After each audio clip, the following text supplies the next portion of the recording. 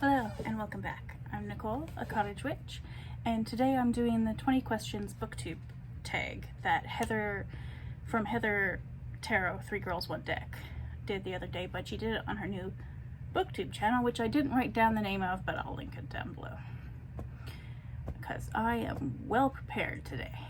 Anyway, let's get started. The first question is, how many books, apologies for the squeaky chair, are too many in a series? I started reading Discworld, so I don't know that there is a limit. Duologies are cool. Trilogies are cool. Louise Penny has, I don't know, I want to say about 17 or 18 books now, which is definitely not too many, although at one point it does get a tiny bit ridiculous to have that many murder mysteries in and around one little town in rural Quebec. But aside from that, it's quite good fun, and I don't mind. How do you feel about cliffhangers? Not crazy about them. Not overly fond. Nope. I mean, mid-book, end of a chapter, fine. End of a book? I'd kind of rather not. Hardback or paperback? I don't like hardback books. I find them just irritating to read. I don't know why. I don't have a good reason. I know they're usually fancier, like in design, but I prefer paperback or audiobooks. Audiobooks are cool too. Favorite book? That's not a fair question. That's not a reasonable question. I can't pick just one. Probably the books I've read the most are either Harry Potter or Lord of the Rings. Lord of the Rings is catching up. I've also always loved, since I first read them in like high school or university, Jane Eyre and Wuthering Heights. So I guess if I had to pick some favorites, those would be among the favorites. Least favorite book? I don't have one, and I don't know. I don't tend to finish books anymore if I don't like them. One that I DNF'd last year, 2 years ago, was Steve Jobs by Walter Isaacson. I'd read a book or two by him before that were quite good, but Steve Jobs was just such an incredibly unlikable person that I didn't want to spend any more time with him. Love triangles, yes or no? Meh? Is meh an option? I don't read very much romance, but whatever. The most recent book you just couldn't finish? That would be Caliban and the Witch, which is not what I expected it to be. I might go back and finish it now that I know more what to expect at some point when I'm in the right mood for it. But there was a lot of medieval European economics, which was not what I was in the mood for. But I may get back to it eventually. A book you're currently reading? I'm reading like 8. One of them is Great Short Stories. These might be all backwards. I don't know how to fix that on a video because I've never done a video this way. We shall see. Madame Bovary, which I'm trying to read in French, but I'm very slow, so I'm only that far in because French. I just started Night and Day by Virginia Woolf. I just finished Orlando, which was excellent. I missed all of the humor the first time around when I read it during my undergrad, but it's wonderful. Night and Day I've just started though, so I don't know if I like it yet. Ulysses, which is a brick, but a beautiful cover. I'm only yay far into it, and it's got 2 bookmarks because I'm listening to a podcast and then rereading the bits that when I catch up, like to catch up to where I left off with the podcast, and then I carry on with the podcast, and then I stop the podcast and go back and read the book. I don't know if that makes any sense, but it's Ulysses. And I'm reading Unsettled Remains, Canadian Literature and the Post-Colonial Gothic. This is a collection of essays about different works of generally fairly well-known Canadian fiction, a couple of books that are not so well-known, and the elements in them that are sort of Gothic.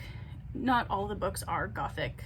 Like, you wouldn't describe some of them as Gothic, but they have elements of the uncanny in particular, which is what this goes into. And colonialism, which is a good time all around. That was sarcasm, in case that wasn't clear. The Penguin Book of the Sonnet, which is also very big. I'm this far into it because I skipped the introduction. And also I skipped the first few poems because could I sound out all the words? Yeah, with all the weird spellings and everything. Do I want to? Not really. So I skipped those. Whoops. Oh well. So those are some of the ones. I think there are a couple others I'm reading, but I didn't have them handy. A couple are at work. Last book you recommended to somebody, I spelled that wrong. Becoming Kin by Patty Krawiec. She's an Indigenous author, and she talks about the need for different relationships between white people and Indigenous people and people generally and the environment, and it's excellent. Would definitely recommend. It's beautiful, really. Oldest book you've read by publication date. I just this year read the poems of, I have to sound this name out, Enheduanna. She was a Sumerian priestess, maybe both, who wrote poems for the goddess Inanna, like praise poetry, basically. It wasn't the most, the content of the poems wasn't the most fascinating thing I've ever read, but reading the oldest known work of literature that's been written down, like on the planet ever in history, was pretty cool. Newest book you've read by publication date was Winnipeg by Negan Sinclair. He's also an Indigenous author in Canada, in Manitoba, Winnipeg being, I assume, a Creer and a Schneppenman word for Winnipeg. I can't remember. I think he describes that in the book though, but it's kind of a collection of his personal essays and thoughts on relationships with Indigenous communities, all sorts of, like, the entirety of the experience of racism is touched on. So, like, over incarceration, missing and murdered Indigenous women and girls, relationships between governments, like the government of Manitoba, for example, or the city of Winnipeg, and what are supposed to be sovereign First Nations, but which in practice, I mean, there's a lot of paternalism. So yeah, it was really interesting. It was very good. I've read a lot of good books lately. Favorite author. I can't pick a favorite author any more than I can pick a favorite book, because that's ridiculous, but I made a list of ones that so I don't tend to get books new. I tend to get them used, or when the paperback comes out. But there are a few authors who I will buy as soon as they come out. Isabel Allende, Khaled Hosseini, who wrote The Kite Runner, and then The Mountains Echoed. Steig Larson, obviously he's not writing any more books, but I really like him. JRR Tolkien, and Jemisin. Although the duology set in New York didn't quite, it was very New York. Too much New York for me, too much city. I don't know. I liked her other ones a lot better. But that's just personal preference. Like, I'm not saying there's anything wrong with them.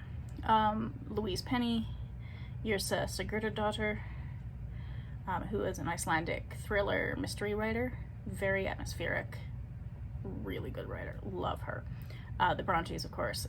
Toni Morrison. I always bought her books as soon as they came out too.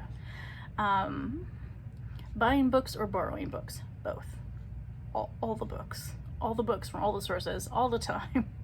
I have my Master's of Library and Information Studies, and one of the excuse me, one of the papers we read was a study on the relationship between bookstores and libraries and communities, because some people will think or worry that they're competing with each other, but in fact, if you have both in a community, the whole community is often better for it, it's healthier, and they complement each other. So that if you have a lot of people who use one service or the other, then you have more people who use both services, if that makes sense. They're really, like, on a micro level, like an individual person may choose to go to the library rather than buying books, or vice versa. But on a macro community level, it's better for the community to have both. A book you dislike that everyone seems to love. Jane Austen. I just can't do Jane Austen. I know there are a lot of people who adore Jane Austen. I don't know. I'm not saying she's bad. She's just not for me. I've tried. I tried Pride and Prejudice, I tried Sense and Sensibility, I tried Northanger Abbey. I can't. No, I don't know what it is. Not my cup of tea. Bookmarks or dog ears? Neither. I use sticky notes because they stick and I'm uncoordinated and lose things and they don't fall out, which is so helpful. And also I'm a stage manager, or I was, so I have sticky notes everywhere. All the sticky notes that are too dark because you can't use them backstage in the dark, I have stacks of them. A book you can always reread, Lord of the Rings, I would say.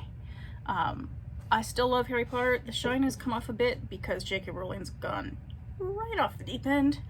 But the Lord of the Rings, I also will never get tired of. I love it. There's so much there every time. Can you read whilst hearing music? Yes. Generally, I have to have something on. I can read in silence, but then I tend to hear everything, like the refrigerator humming and noise of cars outside and all sorts of nonsense that distracts me. So I tend to have on music, but without words, like classical or soundtracks or just ambience, like on YouTube. Do you read a book in one sitting or multiple days? I read like 8 books at once, so multiple days.